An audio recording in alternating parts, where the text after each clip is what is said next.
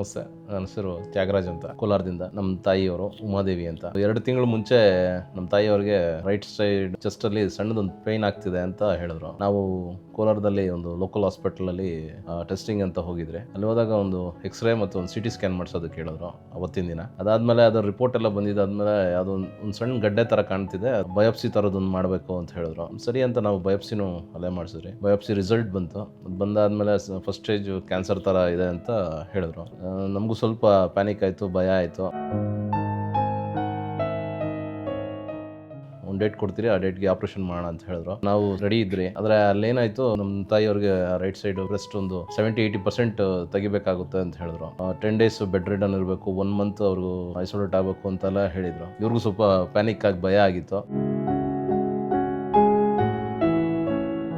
ಅಲ್ಲಿಂದ ಹೆಣ್ಣೂರು ಸ್ಪರ್ಶ ಹಾಸ್ಪಿಟಲ್ ಬಗ್ಗೆ ನಮಗೆ ಸ್ನೇಹಿತರಿಂದ ವಿಚಾರ ಗೊತ್ತಿತ್ತು. ಹಾಗಾಗಿ ಪೆಟ್ ಸಿಟಿಗೆ ನಾವು ಇಲ್ಲಿಗೆ ಬರಬೇಕಾಯ್ತು. ಅವತ್ತಿನ ದಿನ ಪೆಟ್ ಸಿಟಿ ಆದಮೇಲೆ ಇಲ್ಲೊಂದು ಮ್ಯಾಮೋಗ್ರಫಿ ಮಾಡಿಸಿ, ಇಲ್ಲಿ ಯಾರಿದ್ದಾರೆ ಆಂಕೋಲಜಿಸ್ಟ್ ಅಂತ ಕೇಳಿದಾಗ ಡಾಕ್ಟರ್ ಕಣ್ಮಣಿ ಮೇಡಮ್ ಅವರು ವಿಚಾರ ಹೇಳಿದ್ರು. ಮೇಡಮ್ನ ನಾವು ಭೇಟಿ ಮಾಡಿ ನಮ್ಮ ರಿಪೋರ್ಟ್ಸ್ ಎಲ್ಲ ಅವ್ರಿಗೆ ತೋರಿಸಿದ್ರಿ. When she came to me, she was really worried and really confused what was the right treatment. We did all the possible tests and also did a staging PET scan which showed that her cancer was only stage 2.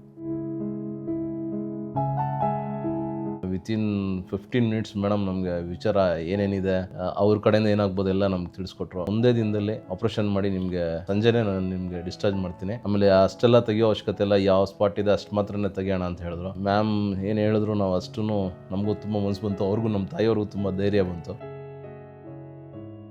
Doctor ಕಣ್ಮಣಿನೇ ನಮ್ಗೇನು ಹೇಳಿದ್ರು ಅಂದರೆ, ಇಲ್ಲಮ್ಮ ನಾನು chest ಪೂರ್ತಿ ತೆಗಿಯೋವಂಥ ಅವಶ್ಯಕತೆ ಏನಿಲ್ಲ, ಅದು ಏನಿದೆ ಅದನ್ನು ಮಾತ್ರ ತೆಗಿತೀನಿ, ಇದೆಲ್ಲ ನೀನು ಕೇಳಿರೋದೆಲ್ಲ ಸುಳ್ಳು, ಅದರಲ್ಲಿ ಏನೂ ಇಲ್ಲ ಅಂತ ಒಂದು ಪೇಪರಲ್ಲೇ ನಮಗೇನೇನೋ ಹೆಂಗಿದೆ ಏನೇನಾಗುತ್ತೆ ಅನ್ನೋದೇ ಒಂದು ಸ್ಕೆಚ್ ಹಾಕಿ ನಮ್ಗೆ ತುಂಬ ಚೆನ್ನಾಗಿ ನೋಡಿಸಿದ್ರು. ಹಂಗೆ ನೋಡಿಸಿದ್ದು ನಮಗೆ ತುಂಬ ಧೈರ್ಯ ಬಂತು. ಆಯಿತು ಮೇಡಮ್, ನೀವು ಆಯಿತು, ನಮ್ಗೆ ಯಾವಾಗ ಮಾಡ್ತೀರೋ ಮಾಡಿರಿ ಅಂದೆ. Followed by which she underwent surgery, which is breast conserving surgery and sentinel lymph node biopsy, unlike other regular cancer surgeries which is mastectomy, which is taking out of complete breast. In her case, the cancer was only one area and around only 3.2 centimeters, which we could easily reconstruct. Her procedure was only day care, but patient insisted to stay for a day. So in a day's time, she underwent the surgery and also went back, and her surgery was uneventful.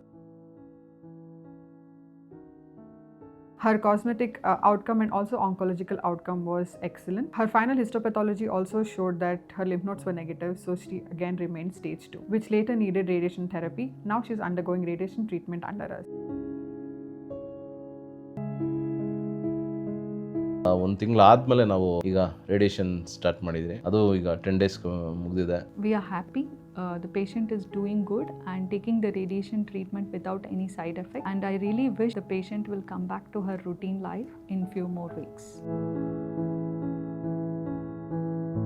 Surgeon ಆಗಿ 1.5 ತಿಂಗಳಾಗಿದೆ. ನನಗೆ ಆಗಿದೆ ಅಂತ ನನಗೆ ಅದಾಗ್ತಾನೆ ಇಲ್ಲ, ಗೊತ್ತಾಗ್ತಾನೆ ಇಲ್ಲ. ಯಾಕಂದರೆ operation ಆದಮೇಲೆ ಒಂದು 2-3 ದಿವಸ ಆಪ್ರೇಷನ್ ಆಗಿದೆ ಅನ್ನೋದೊಂದಿತ್ತು. ಮತ್ತೆ ಮನೆಗೆ ಹೋಗ್ತಾ ಬರ್ತಾ ಓಡಾಡ್ತಾ ನಾರ್ಮಲಾಗೇ ಇದೆ, ನನಗೆ ಆಗಿದೆ ಅನ್ನೋ ಇದೇ ಇಲ್ಲ. ಆರಾಮಾಗಿದ್ದೀನಿ, ಆರಾಮಾಗಿ ತಿಂಡಿ ತಿಂತೀನಿ, ಅದ್ರ ಬಗ್ಗೆ ಯೋಚನೆ ಏನೂ ಇಲ್ಲ. ನಾರ್ಮಲ್ ಕೆಲಸ ಮಾಡ್ಕೊತೀನಿ, ನಾರ್ಮಲ್ ಎಲ್ಲ ಕಡೆ ಓಡಾಡ್ತಾ ಇದ್ದೀನಿ, ಆ್ಯಕ್ಟಿವ್ ಆಗಿದ್ದೀನಿ. ಅಂತೂ ಮೇಡಮ್ ಅಂತೂ ತುಂಬ ಧೈರ್ಯ ಹೇಳಿದ್ರು. ಅವ್ರನ್ನಂತೂ ಎಷ್ಟು ಹೊಗಳಿದ್ರೂ ಸಾಲೋದಿಲ್ಲ, ಅಷ್ಟು ಧೈರ್ಯ ಹೇಳಿದ್ರು ನಮಗೆ. Her wound has healed perfectly. She is very happy with the outcome, and as a breast surgeon, oncological safety and also cosmetic aspect is very important. Here in our Cancer Institute, with our latest advanced technology and surgical approaches at Sparsh Institute of Cancer Care, we are here to address every woman's need and to give precise treatment when it comes to breast cancer. Thank you.